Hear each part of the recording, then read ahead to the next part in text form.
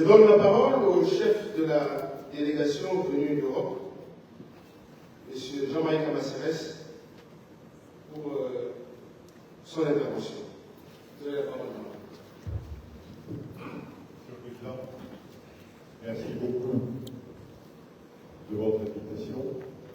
À titre personnel, d'abord, je voudrais dire le plaisir que j'ai de vous retrouver ici, parce qu'il y a exactement 2 ans, beaucoup d'entre vous étaient là, et j'étais venu faire une conférence aussi sur le rôle du Conseil économique et social de la participation citoyenne et sur la réforme du Conseil économique et social français. Donc, je suis très heureux de me retrouver ici aujourd'hui avec mon ami Alfred Coloca. Il ne l'a pas dit, mais nous nous connaissons depuis une vingtaine d'années, et surtout on a travaillé pendant 5 ans, puisque j'étais chargé des coopérations avec tous les conseils économiques et sociaux du monde. Sur le plan collectif, je parle au nom de la délégation, et nous tenons à remercier vraiment le Conseil économique et social d'avoir pris cette initiative très importante.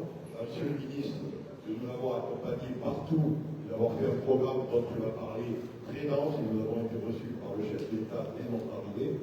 Et donc vraiment que l'ensemble du peuple de Centrafrique soit remercié de cet accueil extraordinaire qui est réservé à cette délégation. Cette délégation qui est en fait le vrai chef d'orchestre, c'est Sébastien Goussiou là. Merci. C'est lui qui va montrer toutes les expériences accumulées de tous nos amis qui sont là, qui ne sont pas seulement français, mais aussi internationaux, puisqu'il y a des Belges, des Suisses, il aurait dû y avoir même, je crois, des Canadiens qui n'ont pas pu venir. Et vous verrez que leur expérience est très riche et pourront vous apporter beaucoup de choses. Donc moi, je ne suis pas venu pour que vous m'écoutiez moi, mais eux. Et donc, je vais en conclure très rapidement en disant qu'au-delà des grands travaux que votre gouvernement s'apprête à mettre en place, on a dîné avec le ministre des grands travaux, on a beaucoup discuté avec lui, 2 ou 3 heures. Je crois que ce qu'il faut aussi, c'est impliquer la société civile.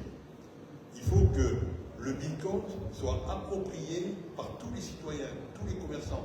Parce que les gens demandent, mais comment mon salaire peut arriver en Bitcoin? Comment je peux payer l'école en Bitcoin? Comment je peux acheter en Bitcoin? Et ça, c'est le rôle de la société civile, cher président Alfred.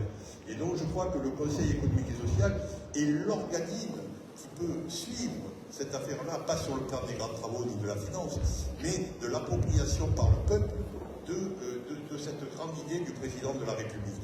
Et donc, je termine en lançant une idée, après ce n'est pas à moi de décider, c'est de faire un club des amis Bitcoin avec une maison, mais qui serait de la société civile et non pas de l'État ou du gouvernement. Voilà, chers amis, mesdames et messieurs, les représentants du gouvernement, du Conseil économique et social, de l'Assemblée nationale, mais aussi, je crois, quelques diplomates m'a-t-on dit.